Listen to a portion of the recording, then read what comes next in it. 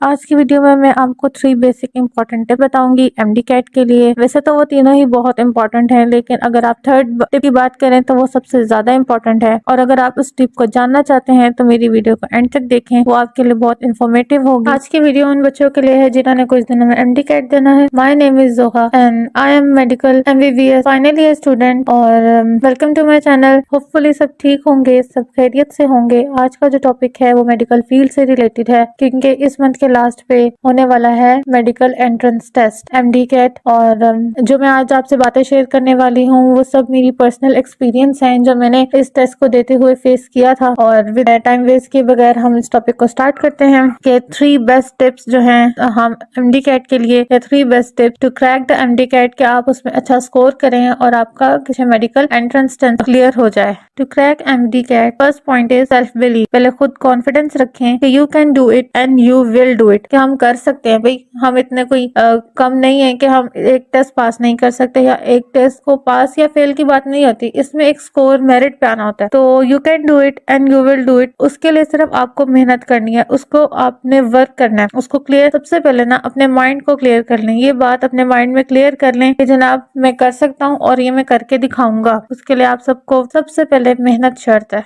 सबसे पहला पॉइंट है सेल्फ बिलीव। पहले खुद पे कॉन्फिडेंस रखें कि आप ये चीज कर सकते हैं और आप ये करके दिखाएंगे। You can do it and you will do it. उसके लिए सिर्फ आपको मेहनत करनी पड़ेगी। कुछ भी इस दुनिया में इम्पॉसिबल नहीं है, क्योंकि अगर आप इम्पॉसिबल को भी देखें तो वो खुद कह रहा होता है कि आई एम पॉसिबल। तो सबसे पहले अपने माइंड को क्लियर कर लें और अपने माइंड में ये बात बिठा लें कि आप ये करके रहेंगे, आप इस बार एक सीट सिक्योर करके रहेंगे। उसके लिए सिर्फ आपको मेहनत करनी है और काम करना है, रोज काम करना है। मेहनत सिर्फ शर्त है, उसके लिए आपको ना एनालाइज करना है। उसके लिए ना आपको रोज मेहनत करनी है, खुद को एनालाइज करना है और उस जो आप अपनी गलतियां या जो भी मिस्टेक्स उससे आप सीख रहे हैं उस पर वर्क करना है और डेली करना है। आपने उसमें गैप नहीं लेना। सबसे पहले यही बात है कि खुद पे बिलीव रखना है। आपने इधर उधर की बातें नहीं सुननी, खुद को डिसहार्ट नहीं करना, खुद डिमोटिवेट नहीं होना कि जनाब मैं नहीं कर सकता। इस तरह की बातें आपने माइंड में नहीं लेकर आनी। सबसे पहले आपने माइंड में यही रखना है कि मैं कर सकता हूँ और ये मैं करके दिखाऊंगा। आपने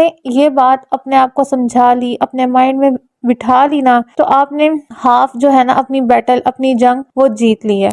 सेकेंड पॉइंट में उसमें 3 चीजें काउंट होती हैं कि आपने गिव अप नहीं करना, आपने मोटिवेटेड रहना है, और सबसे थर्ड मेन पॉइंट जो है इसका, आपने कंसिस्टेंट रहना है।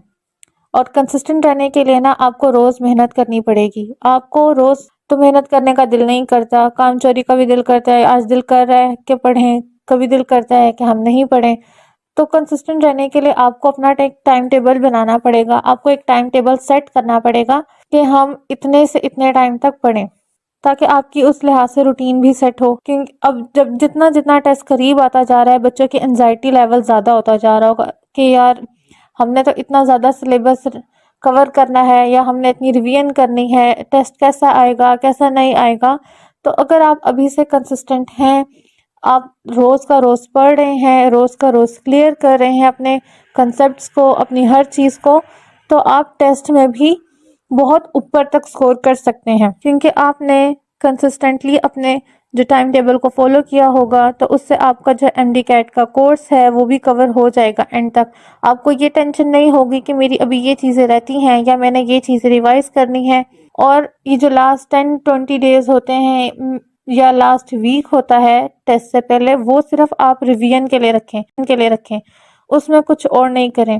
क्योंकि आप अपने टाइम टेबल को फॉलो करेंगे, उससे आपकी चीज़ें कंपाइल होती रहेंगी, और जब चीज़ें कंपाइल होती रहेंगी वो चीज़ें कवर होती रहेंगी, आपके कंसेप्ट क्लियर होते रहेंगे, आपकी जो है एबिलिटी वो दूसरों से ज़्यादा होगी जिन्होंने गैप्स लिए हुए होंगे या जिन्होंने रखा होगा चलो हम एंड पे कर लेते हैं। आप फिर इस लिहाज से काफ़ी आगे होंगे बाकियों से। और जो थर्ड पॉइंट है वो आपने अभी सिर्फ एमडी कैट के लिए अप्लाई नहीं करना, वो आपने अपनी पूरी लाइफ के लिए अप्लाई करना है। और वो पॉइंट है कि आपने कभी भी अपने आप को किसी दूसरे इंसान के साथ कंपेयर नहीं करना। क्योंकि जब आप अपने आप को किसी दूसरे इंसान के साथ कंपेयर कर रहे होते हैं तो आप अपनी एबिलिटीज को दूसरे इंसान की एबिलिटीज के साथ कंपेयर कर रहे होते हैं। कुछ हो सकता है कि जनाब आप जिस चीज में अच्छे हो उसमें दूसरा इंसान अच्छा ना हो सकता है कि जिसमें दूसरा इंसान अच्छा है उसमें आप अच्छे ना हो, तो कभी भी अपने आप को किसी दूसरे के साथ कंपेयर नहीं करें। और जो कोई आपको इस तरह की बात करता है, आपको किसी के साथ कंपेयर करता है, आप एक कान से सुन के दूसरे कान से निकाल दें। सब लोग एक दूसरे से डिफरेंट हैं, तो सबकी एबिलिटीज भी डिफरेंट हैं। तो आपको नहीं पता कि जिससे आप खुद को कंपेयर कर रहे हो या जिसके साथ बाकी आपको कंपेयर कर रहे हैं, वो अपनी गलतियों से सीख रहा है या नहीं सीख रहा, वो अपनी स्टडी के लिए, अपने गोल्स के लिए कितना सीरियस है, वो अपनी स्टडी कितनी ज़्यादा कंसंट्रेशन से कर रहा है कि नहीं कर रहा, जो टेस्ट के प्रेशर्स होते हैं उसको वो कैसे हैंडल कर रहा है। ज़रूरी नहीं है कि जो हर कोई दूसरा अचीव करे अपनी लाइफ में वो आप भी अचीव करो। दूसरे के साथ कभी भी अपने आप को कंपेयर मत करो, दूसरों को देख के रीस मत करो, क्योंकि आप जो चीज़ कर रहे हो वो आपके लिए है, जो दूसरा कर रहा है वो अपने लिए कर रहा है। और अक्सर ऐसा होता है जो चीज़ें नज़र आ रही होती हैं वो अक्सर वैसी नहीं होती। कुछ लोग जो हैं स्टडी करते हुए चीज़ें जल्दी पिक कर लेते हैं, जल्दी मेमोराइज कर लेते हैं, और वहीं कुछ लोग जो है वो थोड़ी देर लगाते हैं या थोड़ा लेट पिक करते हैं या थोड़ा लेट मेमोराइज करते हैं। तो खुद को दूसरों के साथ कंपेयर करके खुद को डिमोटिवेट मत करें, खुद को डिस्ट्रैक्ट बिल्कुल भी मत करें। इससे सिर्फ आप लोग अपनी स्टडी से ही डिस्ट्रैक्ट हो गए, कि परेशान हो गए, पैनिक हो गए कि मैंने तो इतना कुछ नहीं किया, कि अगला दूसरा जो है इंसान 12 घंटे पढ़ रहा है, 13 घंटे पढ़ रहा है या 8 घंटे पढ़ रहा है, तो मैं तो इतना पढ़ता ही नहीं हूँ, मैं कैसे क्लियर करूँगा। तो इस सारी चीज़ों को साइड पे रख के डिमोटिवेट नहीं होना। आपने अपनी प्लानिंग्स, अपनी पाथ्स, अपने जो है स्ट्रेटजीज जो है इन सब को फॉलो करना है और रोज़ इनको फॉलो करना है। यही सब आपको आपकी एम की तरफ लेके जाएंगे। आप सच्चे दिल से मेहनत करेंगे और ये चीज़ कि जनाब अगर आपका कल आपके आज से बेहतर है ना, तो आप बहुत सही डायरेक्शन में जा रहे हैं।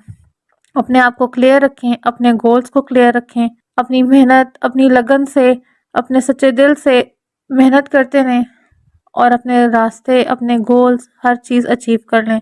क्योंकि जहाँ सच्चाई और मेहनत, लगन ये सारा कुछ हो ना, वहाँ अल्लाह ताला भी रास्ते निकाल देता है। और जो इंसान जितनी मेहनत करता है ना, वो उसका उतना ही रिवॉर्ड पाता है, ना उससे ज़्यादा ना उससे कम।